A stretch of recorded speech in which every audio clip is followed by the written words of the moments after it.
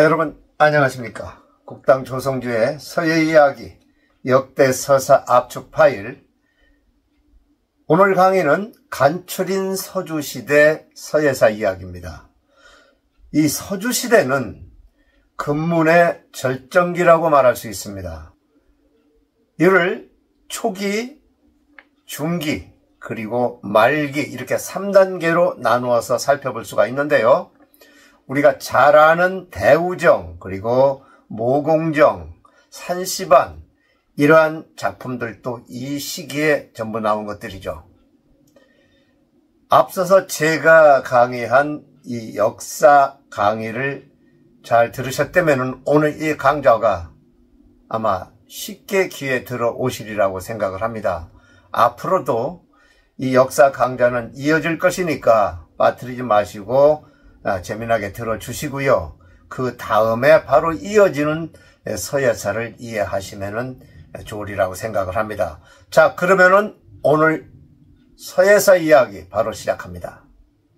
본강에 들어가기 전에 조그만 지도를 하나 갖고 나왔는데요. 이 지도는 서주시기 전도입니다. 그러니까 서주시대 때의 중국의 전 지역을 나타낸 지도죠. 여기 보면 많은 활자들이 있죠. 이쪽이 중심입니다. 이쪽이 지금 여기가 제가 가리키는 이 부분이 주나라 왕실이 있었던 부분이죠. 그 다음에 여기가 오나라, 여기가 월나라, 그 다음에 견융 얘기 많이 나왔죠. 견융. 여기 강, 그러니까 오랑캐라고 취급받았던 강. 이 시기에는 오나라, 월나라도 이 변당이라고 그래서 오랑캐 취급을 받았습니다. 여기가 이제 초나라가 되는 겁니다. 이 하부. 여기도 오랑캐 취급을 받았던 데고, 우리나라가 여기에요. 지금 체크해 놓은 부분. 여기에서 그런 춘추 전국시대가 진행이 됐던 것이죠. 참고로 이렇게 아시고요. 상상을 하시면서 공부를 하시면 좋겠습니다. 자, 그러면은 바로 본강으로 들어갑니다. 자, 국당 조성주의 서예 이야기 역대 서사 압축 파일 제15강 선진시대 5번째입니다. 오늘은 제2편 서주시대 이어나가는데요. 지난 시간에는 서주시대의 간단한 역사에 대해서 설명을 해드렸습니다. 서주시대는 기원전 1046년에서 기원전 771년까지니까 275년간이라고 말씀을 드렸고요. 자, 오늘은 핵심이 서주시대의 서법예술, 금문에 대해서 설명을 해드리려고 합니다. 물론 간추린 내용입니다. 앞서서 역사 공부를 좀 하셨기 때문에 여기 나오는 단어들이라든가 연대 이런 데에 그다음 왕 이름 뭐 이런 거에 대해서는 상당히 익숙해지셨으리라고 생각을 합니다. 자, 먼저 들어가는 말입니다. 서주가 건국한 이후로 주나라 왕실의 통치는 더욱 강해지고 사회도 발전함에 따라서 서주의 문자도 이에 상응하여 발전하였으나 근본적으로는 은나라의 전통을 고수하고 있었습니다. 주나라 사람은 은나라 사람들과 마찬가지로 점 보는 것을 매우 숭상하였는데요. 그간 산서와 섬서 그리고 북경 등의 지역에서 갑골에 새긴 서주의 문자가 발견되었는데 그 가운데서도 특히 1977년에서 1979년도 사이에 섬서 기산 봉추에 옛날 주나라 왕실 궁전이 있었던 터에서 출토된 서주 초기의 각골문은 매우 중요한 자료가 되고 있습니다. 서주의 각골문을 새긴 공예술은 매우 정교하여서 손가락 마디만한 크기의 각골에 무려 30 내지 40자의 문자를 새긴 것도 있다 합니다. 아주 작은 문자는 돋보기로 보아야 겨우 알아볼 수 있을 정도니까 이것이 바로 중국 최초의 미조 예술이라 말할 수 있다 그랬습니다. 이 미조라는 것은 아주 섬세한 그 조각 예술이란 얘기죠. 현재까지 중국에서 알려진 최초의 청동기는 간수성, 그러니까 감숙성이죠. 여기에서 출토된 청동칼, 봉도입니다. 건전 3000년경으로 연대가 추정된다, 그렇게 기록하고 있고요. 서주 전기의 청동 얘기는 은상 후기의 양식을 계승하였으나 서주의 독자성도 형성되기 시작하였죠.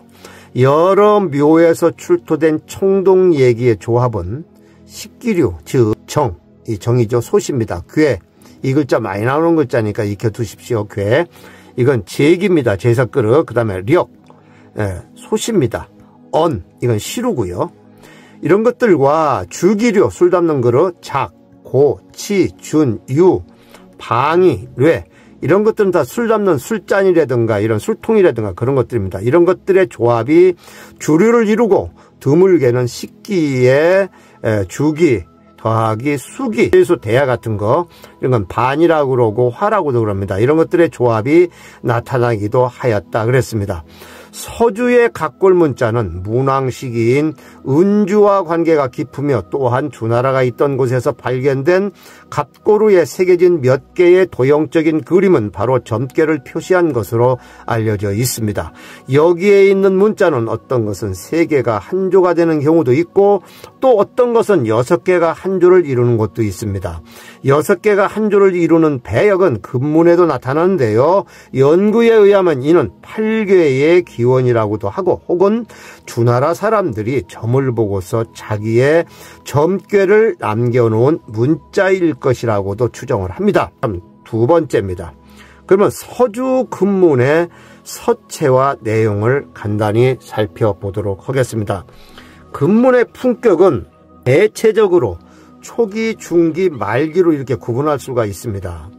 초기의 명문은 여전히 부족을 나타내는 문자나 혹은 그릇의 주인 이름을 표시하는 경우가 많아서 글자 수가 매우 적은 편으로 서법은 아직 은나라의 법도를 유지하고 있습니다. 이때 명문의 글자 수가 비교적 많은 금문으로는 은나라를 멸망시킨 주나라 초대 무왕 때의 천만괴라는 것도 있고요. 2대 성왕 때 미현대정, 3대 강왕 때 대우정 많이 들어보셨죠? 4대 소왕 때 술그릇인 소유 등을 꼽을 수 있는데요. 이 가운데서 단연 대우정이 제일 유명합니다. 나중에 이 대우정을 시피를 할 겁니다. 참고로 알아두시면 되겠습니다. 서주 각골문의 짜임새는 매우 엄밀하고 강한 획으로 힘이 있습니다. 이를 서예적인 측면에서 본다고 그러면은 호방함과 엄정함 그리고 표일함, 이 표일하다는 말은 풍채가 뛰어나다 그런 얘기입니다. 거칠음 등 다양한 품격을 이루고 있어서 서범예술에 있어서 은나라 각골문과 그 아름다움을 견줄만하다 할 수 있다 그랬습니다. 만약에 각골문이 은상시대의 대표적인 서법이라면 금문은 서주를 대표하는 서법입니다. 서주의 청동기 종류와 수량은 은상시대의 것을 훨씬 능가하여 명문의 글자 수도 점점 많아지기 시작하였고 주조의 기술도 매우 정교하고 아름다움을 보이고 있습니다. 좌전과 묵자 등의 기록에 의하면은 중국은 이미 한나라 때부터 청동을 다룰 줄 알았으며 은주 때는 이것이 더욱 발전하여 마침내 찬란한 청동기 문화가 되었다라고 적고 있습니다. 서주시대 청동기 명문의 내용은 매우 광범위해서 이 책명이라는 것이 2가지가 있어요. 이 책자를 쓰는 것은 왕세자, 왕세손, 비빈들을 책봉하던 임금의 명령이고요. 채찍질할 책자도 있습니다. 그 다음에 상사, 칭찬하고 상을 주는 겁니다. 또는 정벌과 소송에 관한 사항 그리고 선조들의 공훈을 찬양하는 내용 등이 주를 이루며 당시의 사회적 역사를 연구하는 매우 중요한 사료로 이것은 역사적인 부분도 가지고 있지만 이 서예적인 면에서 본다면 아주 높은 수준의 금문 작품이라고 말할 수가 있습니다. 따라서 이러한 금문의 명문은 모두 당시의 현인이나 군자들에게서 나온 것으로 더욱이 실력이 뛰어난 사람이 이에 참여했을 것으로 미루어 짐작해 볼 수 있습니다. 서주의 왕조는 모두 12대까지 이어졌습니다. 아래 주가 붙었죠? 이 아래 참고하시기 바랍니다. 서주시대의 왕조를 쭉 제가 적어놨으니까 이건 참고 자료로 보시면 되겠습니다. 겁니다. 여기 연대까지 나왔으니까 이거 기원 전입니다. 그 다음에 세 번째입니다. 서주의 왕권과 기물입니다. 악기에 속하는 종과 식기에 속하는 정은 모두 중요한 얘기로 그 위에 장편의 명문을 새겨넣기도 했는데 그래서 금문을 종종문이라고 합니다. 청동기 명문은 서주와 동주 시기에 대량으로 만들어졌는데요. 각 등급의 귀족들이 중대한 사건이 있을 때마다 청동기를 제작한 뒤 거기에 글자를 새겨 기념하였으며 아울러 종묘에 진열하였습니다. 이때 명문은 간단하여 새긴 자의 이름에서 점차 발전하기 시작 긴 역사나 사건을 기록하기도 하였습니다. 서주 금문의 기록에 의하면 서주의 왕권은 3계층으로 구성된 정치공간으로 그 첫 번째 중 핵은 왕도인, 종주, 성주, 왕의 도시 이고 그 주변에는 군사 조직과 산림 목축 경영을 겸하는 왕권 직할령인 환이 몇 개 있었습니다. 두 번째 층은 왕도를 에워싸고 있는 내역, 내국, 중역이라고 불리는 내복의 영역이며 거기에는 내복 제후가 봉해져 왕권을 직접 밑받침해 주었다 이렇게 적고 있습니다. 그리고 세 번째 층은 사방 또는 사역으로 불리는 외복의 영역으로 내복 제후가 각지에 봉해졌는데 주나라는 왕권을 장악한 정당성의 근거로 천명의 관념을 창조하였습니다. 하준, 이게 술그릇입니다. 하준이나 대우정 등 서주 초기의 금문을 보면은 문왕이 천명을 받고 무왕이 사방을 영위했다는 점을 말하고 있는데요. 이는 곧 왕의 칭호 외에 천자의 칭호를 생겨나게 하였습니다. 서주 초기에 주공괴, 이 괴짜입니다. 그 다음에 대극정 이런 것들의 명문에는 주왕을 천자라고 부르고 있습니다.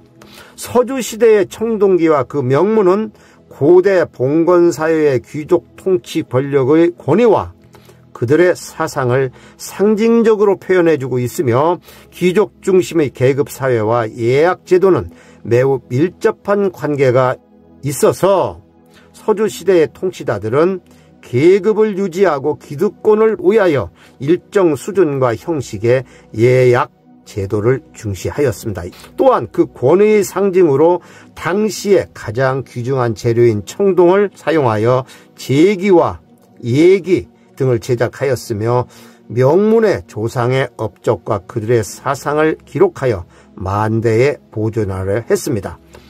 이러한 전통과 나란히 동기를 재련하는 기술이 크게 발전하였고 한자의 숫자 또한 증가하였습니다. 따라서 청동기의 주조 수준과 문장의 구사력이 향상되어 필획과 결체가 단정해지고 포치와 장법도 점차 규격화되었으며 이에 따라 모공정, 여러분 잘 아시는 모공정과 같이 490여 자에 이르는 긴 명문도 나타나게 되었는데요. 이는 서주 시기까지 여러 제국들의 청동기 금문이 산시성 중심지에 그것과 거의 차이가 없을 정도로 통일성이 유지된 반면 이후 춘추시대 중기부터 주나라의 양식을 답습한 그 진나라 진을 제외한 서방의 각 열국에서 지역성을 띤 금문들이 출현하기 시작하였습니다.